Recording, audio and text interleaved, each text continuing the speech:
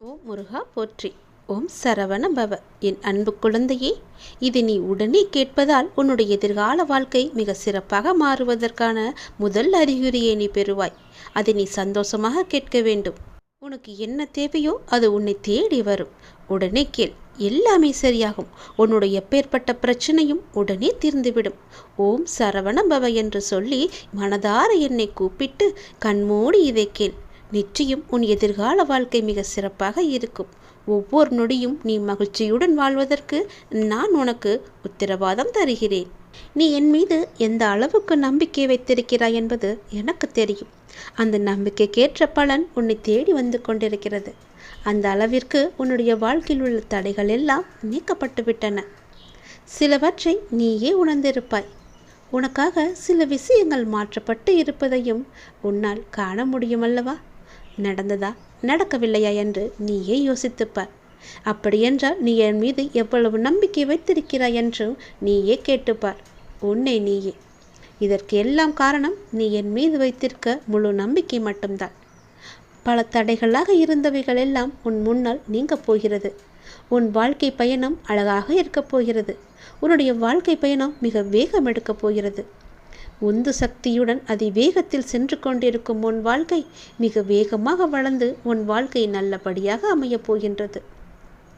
நீ எதிர்பார்த்தது போலவே உன் எதிர்காலம் மிக அருமையானதாக இருக்கும். நீ பிரார்த்திக்கும் அனைவரையும் நான் உனக்காக வாழ வைப்பேன். நீ என் ஆத்மார்த்தமாக என்னிடம் பிரார்த்தித்து கொண்டிருக்கின்றாய். உனக்காக மட்டுமல்ல, சுயநலம் இல்லாத நீ உன் வாழ்க்கையில் எப்பொழுதும் பொதுநலத்துடன் இருந்து கொண்டு மற்றவர்களுக்காக வேண்டிக் கொண்டிருக்கிறாய். மற்றவர்களுக்காக உன் மனம் ஏங்கிக் கொண்டிருக்கிறது. அவர்களும் நன்றாக இருக்க வேண்டும் என்று என்னிடம் பிரார்த்தித்து கொண்டிருக்கின்றாய் அல்லவா? அப்படி இருக்கும் முன்னே நான் எப்படி ஆசி வழங்காமல் இருப்பேன்? உன் மனமானது இப்பொழுது சந்தோஷத்தில் துள்ளி குதிக்கப் போகிறது. உன் வாழ்க்கை பிரகாசமாக இருக்கும். ஒருவர் கஷ்டத்தில் இருக்கும்போது மனதார இவர்கள் நன்றாக இருக்க வேண்டும், உன் மனதிற்கும் உன் வாழ்விற்கும் எந்த குறையும் இல்லாமல் நீண்ட ஆயுள் நீ வாழவாய் என்று நான் உனக்கு ஆசி வழங்குகிறேன். உன் எதிர்காலம் மிக அருமையாகவே இருக்கும். உனக்கு கிடைக்க வேண்டிய ஒவ்வொன்றையும் உனக்கு தவறாமல் கிடைக்க நான் உனக்கு பல முறை வழிகாட்டியிருக்கிறேன். அதை நீ உணர்ந்தாயா இல்லையா? ஆனாலும் சில நேரம் உன்னுடைய அவசர கதியால் அதை பெற என்னென்னவோ செய்து பார்த்து கிடைக்காமல் உன் சக்தியையும் ஆற்றலையும் நீ இழந்து தவித்து கொண்டிருக்கிறாய்.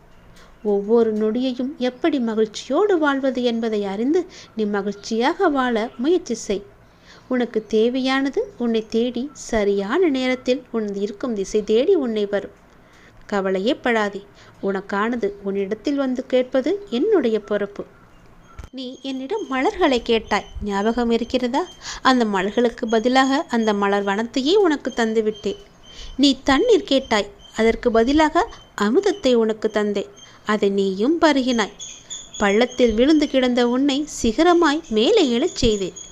நீயும் எழுந்து சிகரமாக வெளிச்சமாக எல்லோருக்கும் ஒளி தரப்போகிறாய். வெள்ளத்தில் சிக்கி தவித்த உன்னை கரையில் சேர்த்தேன். பிணியில் தவித்த உன்னை மருந்தாய் வந்து உன்னை காத்தேன்.